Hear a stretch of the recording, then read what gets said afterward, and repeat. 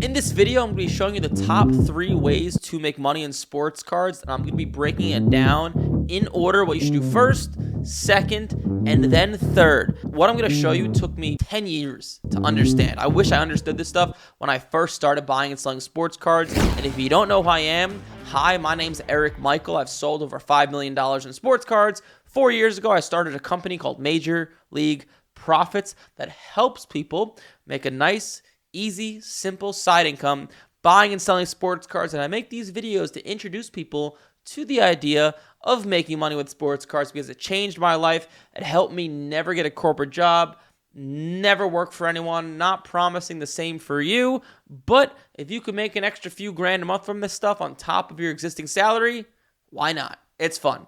But let's get into the 3 ways to make money with sports cards. All right.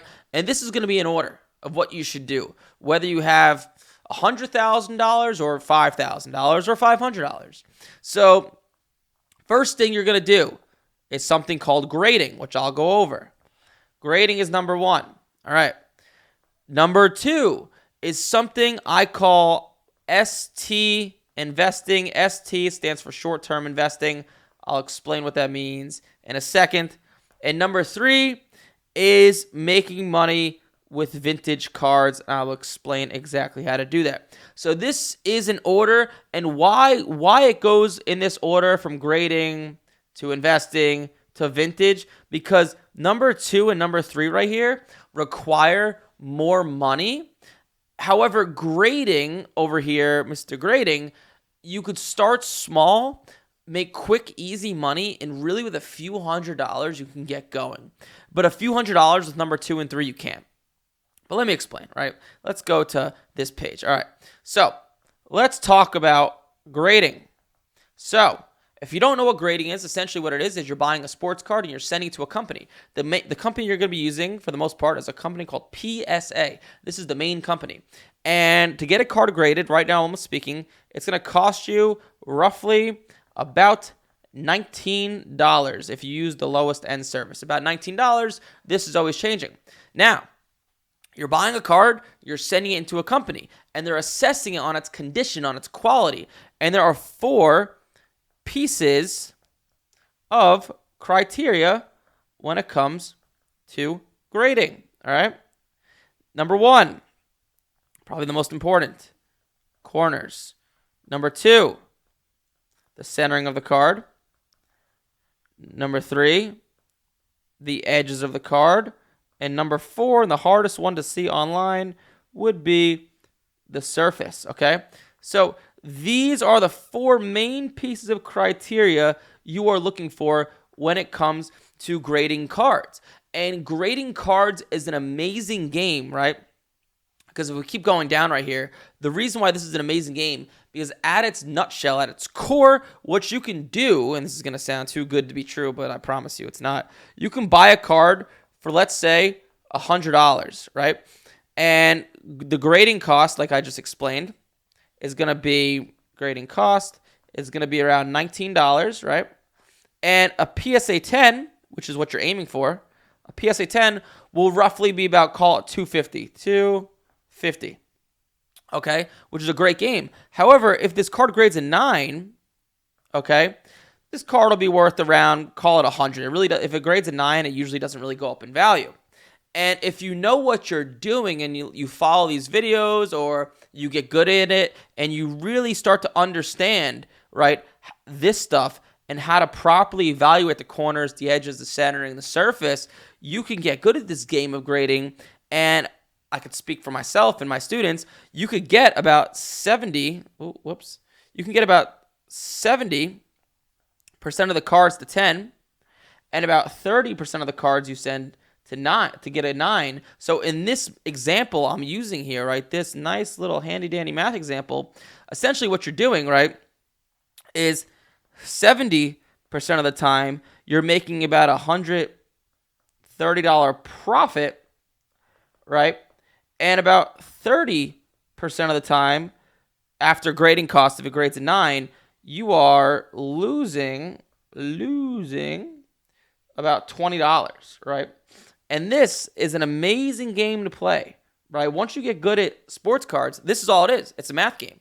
and you're just flipping a coin over and over again, except 70% of the time when it lands on heads, you're making 130, 30% of the time, you're losing. Now, there are some things you have to understand that I'm not going to go into this video because I have other videos on it and it'll just take way too long, but right, there's a bunch of things, right? So first off, understanding the condition, right? The corners, the edges, the centering, the surface, like I just said. Number 2, understanding how to negotiate, all right? This is a big one. Number 3, how to time the market, right? You don't just want to buy any card. You want to be buying cards at their low point and selling them at their high point, because when you're getting a card graded, it's usually going to take roughly about 1 to 2 months to get back to you, and you don't want to be buying an asset that is depreciating. You want to be buying an asset that's going to be appreciating. So, for example, this timing, right? If we have the NFL and FL, you want to be buying the NFL and buy it around, March-ish in the off season, and you want to sell, in July, August, right? And what you're doing, if you buy it here and then go to sell it here, well, guess what? You are buying an asset and sending it to a grading company. Well, it gets back to you. The hope is it's gone up 10, 20, 30%, right? So these are just some things you have to understand. And also the last big one I would say is liquidity, right? Liquidity, I did not spell that. Liquidity, you get what I'm trying to say. Liquidity, and because not every card is created equal, you might buy a card, get it graded, and you can't sell it. Nobody wants it. And the reason, because it's simply not a liquid card. And going hand in hand with that is you only want to be buying cards that are worth getting graded. Sometimes you might buy a card for $100 and as a PSA 10, it's only worth $150. And think about that. You're spending $100 and you're spending $20 to get it graded, and after fees and stuff, you might net $130, $140. So something I call the 2x rule. You want to make sure if this card grades a 10, you're going to at least double your money after fees. So understanding the 2x rule, or in other words, for you fancy business guys, understanding opportunity cost, right? You want to be able to put your money in the best situation. Sure, you can buy a card for $200 and get it graded and make $80 on it, but there's so many other better places you can put your money, which is why understanding this rule, the 2x rule, is super, super crucial. So that is grading sports cards in a nutshell, and that's what you should do first. And if you do it correctly, you can make $4,000, $5,000, $6,000, $7,000, $8,000 a month. Anything after $7,000, $8,000 a month consistently in profit, it gets kind of hard, which is why you're going to jump to number 2, which what I call short-term investing, right? Short-term investing. So what short-term investing is, basically what you're doing is you're buying cards already graded, right? So you're buying cards, graded, okay? You're buying cards already graded, doing something similar we're doing here, right? Doing something similar that we're doing in this this example right here, except we're buying these cards already graded, because if you have, let's say, $50,000 in the bank, it's not so easy to spend $50,000 on raw cards to get graded, but finding cards already graded at 10 are easy. And what you could do is time the market here. So let's go back to, instead of me telling you this, let me just show you. So if we go here to market movers, right? Let me show you a good example, right? So Kyler Murray, Silver, Prism. This is a good one. I wish I bought more of this. But if we look in the past 365 days here, check this out, right? So if you look here, and if you see around, February, March in the off season, this card is worth about $250, $260, $270. And as we get closer to the season, look what happens. Right? Look what happens. This card before the season started was worth about late August, almost $400, like $370, $380. This card of Kyler Murray, right? Because it's low in the offseason. No one wants it. People are spending their money on baseball. People are spending their money on basketball, hockey. And you buy low, right? Be fearful when others are greedy. Be greedy when others are fearful. And you sell it high right around here, right? So this Kyler Murray example, you could buy it, according to last year, in February for about, call it $250. and you can sell in, August for about 380. Now you're holding this card for 4 or 5 months, but this is really good money, right? What's the math on this? This is like 50, not every example is going to be this good, but this is like a 50% return on investment in 5 months?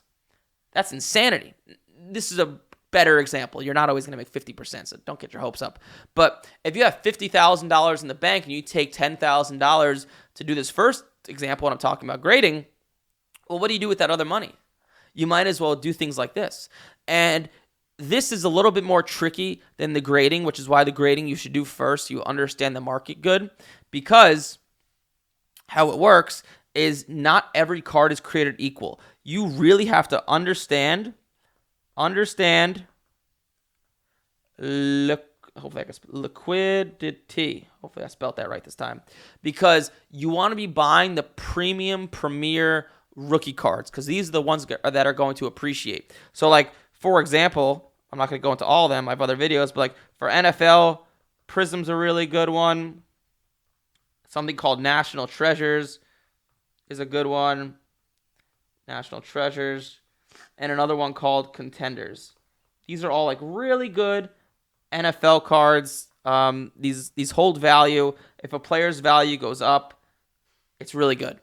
Because Kyler Murray's value might go up, but not every Kyler Murray card is going to go up. Only the good ones. And these are an example of some of the good ones.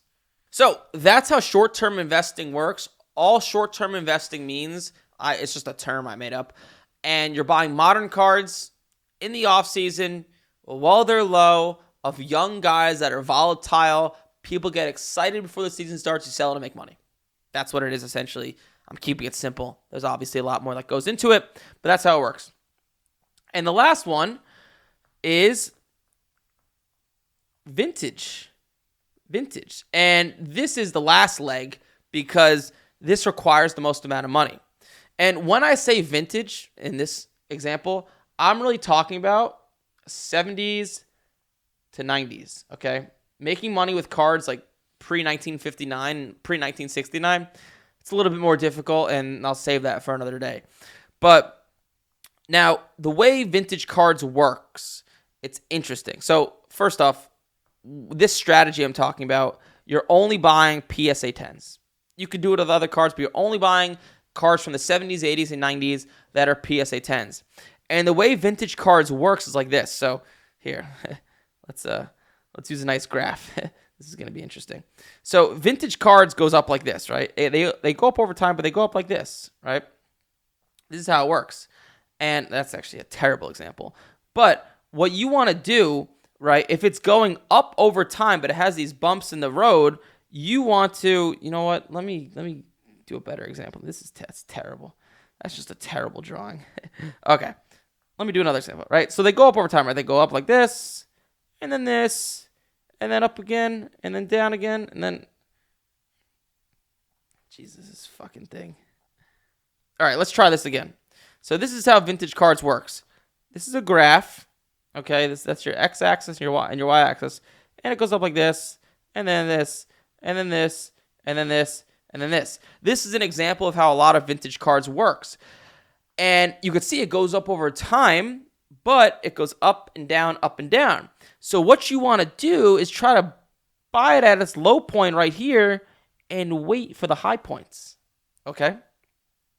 Because if you buy a Randy Moss rookie card, you can hold that for a month, 3 months, 6 months, a year. You're okay holding that. As opposed to Kyler Murray, you don't know what the hell's going to happen, right? Most players... Going back to this example, the reason why you always sell before the season is because most players go down in value when the season begins, which is why you always want to sell before the season. However, the vintage stuff, you can hold forever. But let me go through an example real quick, a real-life example I looked up before this training here. So let's do a 1983 Ryan Sandberg, PSA Ryan Sandberg, PSA 10. Here we go. Here's a good example. So check this out, right? So over the past 365 days, this card has gone up slightly in value, but you could see there's all these ups and downs, ups and downs, ups and downs, right? So this card recently sold for $1,100, $1,300, $1,000. But look at the last sale. The last sale was $778. Why? I have no idea. But based on this data, can we assume this card will go back up to $1,100, $1,200, $1,300? Look at all these other sales of $1,100, $1,200. So all you're essentially doing here is finding vintage cards with recent low sales, buying them at their low point, and waiting for the high point. To show you another example, this is actually an example I did myself. It's a 1998 Topps Randy Moss.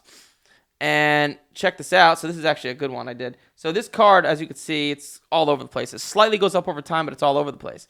And I actually bought this card at a card show right here in early September when this card was selling it for $117. I bought this card for $110. It's actually, is it behind me? Yep, the card's still behind me. You can see it. And so I bought this card for $110 because the last sale was $117. I ended up paying $110. And look, boop, it pops back up. And the last sale of this card is $176. And, I only bought one of these cards, unfortunately. But if you buy 10 of them or 20 of them, you can make really good money. So going back to this vintage card example, right, what you can do is this Randy Moss example, right, in September, I paid $110. And then today, while I'm speaking, it's November. This card is now worth, about $170. This is really good money. And if you buy that Randy Moss card at its lowest sale in the past year, maybe it'll go up in the next week. Maybe it'll go up in the next 5 months, 3 months, 6 months. Who knows? But most likely that card of Ryan Sandberg, like I just showed you, or Randy Moss, will go back up in value. And, obviously making $60 on a card, who cares? But if you buy 10 of them or 20 of them or 30 of them, you can make substantial amounts of money. If you're buying these vintage cards every week at their low point and you keep this rolling inventory, you're going to see these cards just randomly like pop back up in value. And on market movers, when you buy a card, for example, on market movers, what you can do is actually you might only be able to do it on the computer. So what you could do if you buy a card, let's go back to this Randy Moss example. You click this little bell icon. You can set a notification saying, "Hey, alert me when there's a sale of $150 or more," and you click add. So you have all these vintage cards you bought low. You're setting these notifications, and every day, eventually, you're getting notifications. Hey, this card's up in value. This card's up in value. And my standard rule of thumb is I want to try to make at least 20%. So for buying cards already graded, whether it's vintage or the short-term investing stuff, I want to try to make at least 20%, but it's 20% a lot of the time in 3, 4, 5 months, which is insane. If you go on Wall Street and go and tell someone I'm making 20% on my money in 4 months, no one would believe you. But you could. Like I'm just showing you right now with this card of Randy Moss behind me. I've made over 20% in the past few months, or that card of Kyler Murray. So those are the 3 ways to make money with sports cards. Grading, short-term investing, and then vintage. And what I would do, just to kind of give you some tactical, number advice here, is so for the grading, I would keep doing this and keep doing it until you have $20,000 in the bank. And then I would start to do the short-term investing with this $20,000, and I'll keep doing it until you have $50,000 in the bank to mess around with. 50,000. Then the vintage you could just do forever. I mean, there's unlimited vintage cards. So this is what's that infinity sign again? Is it something like that? That just goes up to infinity. But these two, the short-term investing and the vintage, you can do essentially unlimited. There's unlimited amounts of money you could spend when it comes to buying cards already graded. This one, the grading, that you're going to have trouble spending more than $10,000, $15,000 a month finding good raw cards to get graded. But the grading is a great stepping stone because it's easy, it's simple. It's a great way to start making a few $1,000s a month. And then you could take it to the next level with the short-term investing and with the vintage. And just so you know, from my own angle, I don't really have the time anymore to buy cards to get graded, unfortunately. But it's how I made all my money, through my early 20s, through my late teens. And now I really just stick to the short-term investing. I like the short-term investing a lot. I like the high risk. I like the volatility. I like the young guys. I like the money you can make quickly because the money for the short-term investing is a little bit quicker. than the vintage, but I do some of the vintage as well. But those are the 3 ways in sequential order to start to make money with sports cards. Hopefully that makes sense. If you enjoyed watching this video, I'll put another video above me that I think is a nice follow-up to this one, that it's really tactical and will make a lot of sense after watching this. But if you're watching this on YouTube, like, comment, subscribe. If you leave a comment, I try to answer these comments in a podcast I do once a week, answering people's questions, going over examples like this, talking about my life. But if you like this stuff, like, comment, subscribe. I'll see you in the next one.